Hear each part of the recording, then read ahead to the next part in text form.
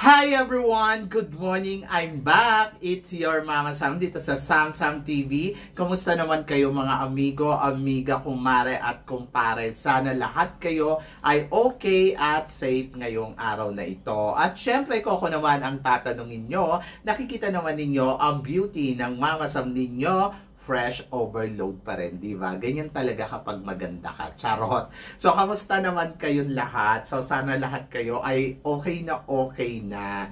And then, of course, gusto kong bumati muna sa mga kaibigan natin na nasa Americas. Hello, hello, hello sa inyong lahat dyan. Kamusta kayo? Sana lahat kayo ay okay. And then, of course, sa mga parte naman ng Middle East, ng mga kaibigan natin na laging sumusubaybay dito sa Mama Sam Vlogs. Araw-araw, lagi-lagi. Maraming salamat. So, sana lahat kayo ay safe dyan.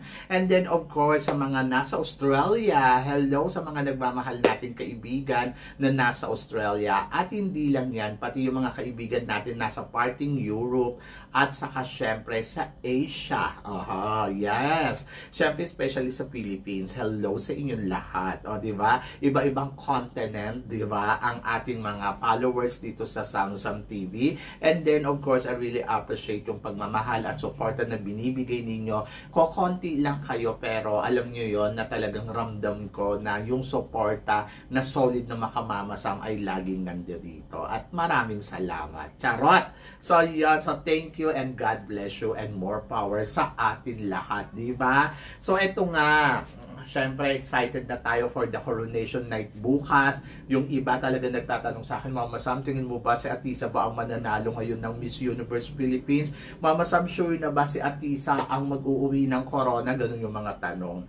So, bakit? Nawo-worry ba kayo?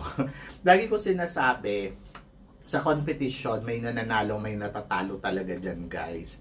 And then, lagi kong paalala sa inyo, magtiwala kayo sa kandidata na sinusuportahan ninyo. Kasi, maaaring yes, siya ang manalo, maaaring hindi rin naman, di ba? And then, kung may tiwala kayo sa kandidata ninyo at parang feeling ninyo na ibigay niya yung best niya sa laban niya at tingin ninyo ay nagustuhan ng judges, so, si Atisa ang mananalo, di ba? So, mananalo at mananalo yan.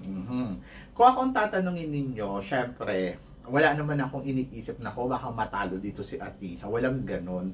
Kumbaga parang ando doon yung tiwala ko na ibinigay niya yung best niya at nando doon din na parang naniniwala ako na ginawa niya yung lahat ng makakaya niya. So, desisyon na yun ng langit kung ano yung ibibigay sa kanya.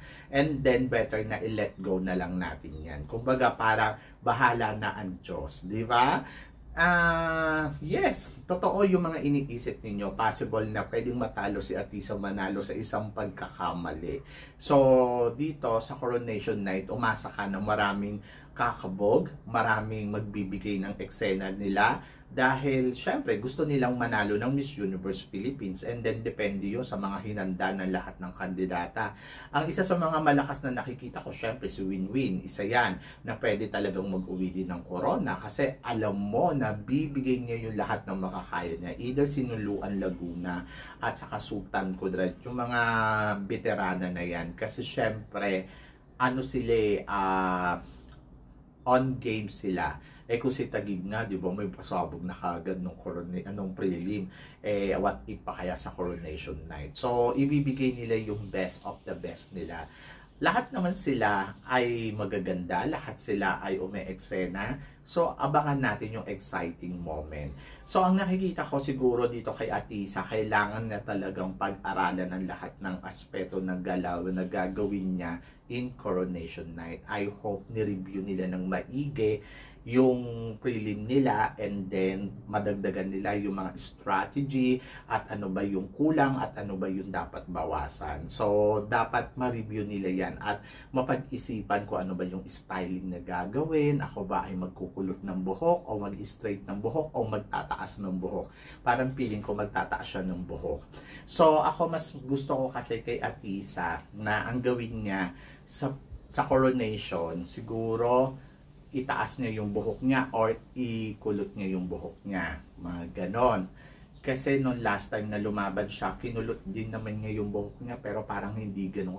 Depende sa gown na gagamitin. Pero sa mga gown, I think gusto ko may slit. Oho, parang mas bongga. I hope na hindi siya mag-maroon. Ayoko nang naka-red siya. Kasi syempre pag naka-red siya, parang hindi naman bagay sa kanya yung red. Masyadong nagiging matapang at hindi lumalabas yung aura niya. Ang guess ko, ang magiging gown niya, kung hindi puti ay blue. I think ha. Kasi parang kung ano mo, parang watawat ng Pilipinas eh. Parang andyo dyan na ang yellow. Andyo dyan na ang white. Nagamit niya na ang white. Nagamit niya na rin ang red. Diba?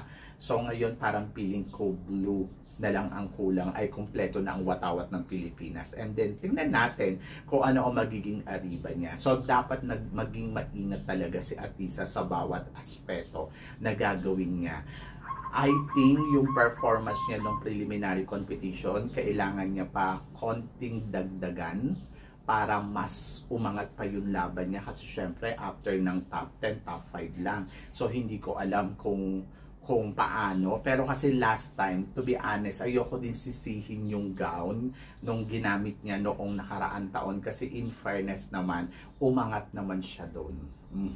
Kumbaga parang nakarating siya sa top 5. So ibig sabihin, walang problema dun sa gown at sa performance na ginawa ni Atisa.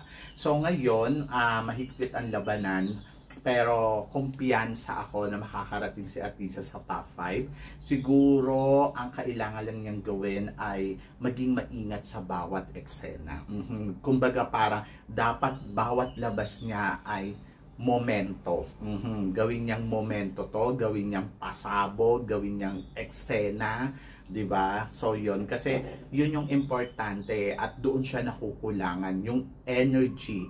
So dagdagan niyo pa konti ng energy.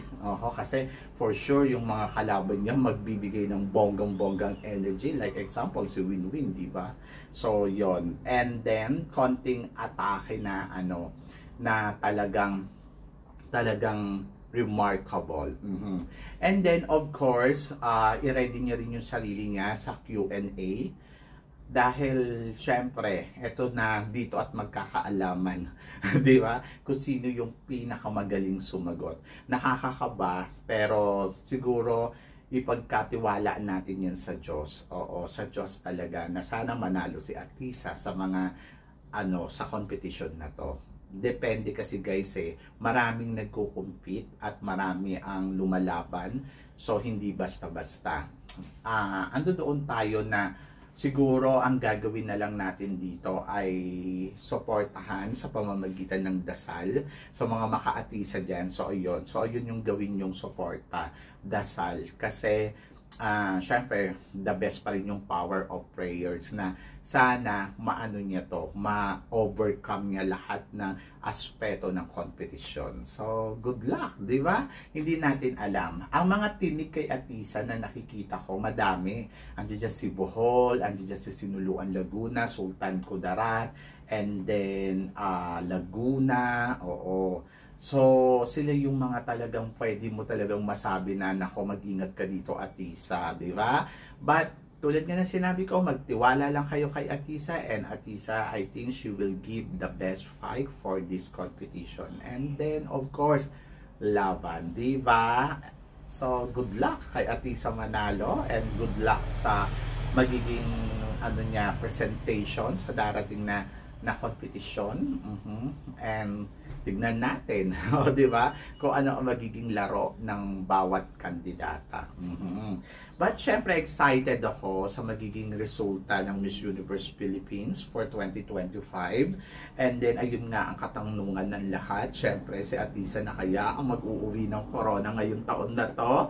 Tingin mo at saan siya dapat mag-ingat sa aspeto ng competition? So please comment below para at least malaman ko naman kung ano naman ang chika mo sa mga pinag-uusapan pag-uusapan natin ngayon. So yan, are you excited guys? Kasi syempre, excited tayong lahat. Huwag kang kabahan, huwag kang matakot. Kung para sa kanya to, para sa kanya to. At kahit anong mangyari, kung talagang para sa kanya to, magiging madali ang lahat sa kanya. Oo. And then, tingin ko naman ay isa si Atisa Manalo ang possible na makasungkit ng corona ngayong taon na to dito sa Miss Universe Philippines for 2025. Are you ready? So yun. So sa mga hindi pa nakaka-subscribe sa channel natin, syempre don't forget to click like and subscribe my channel.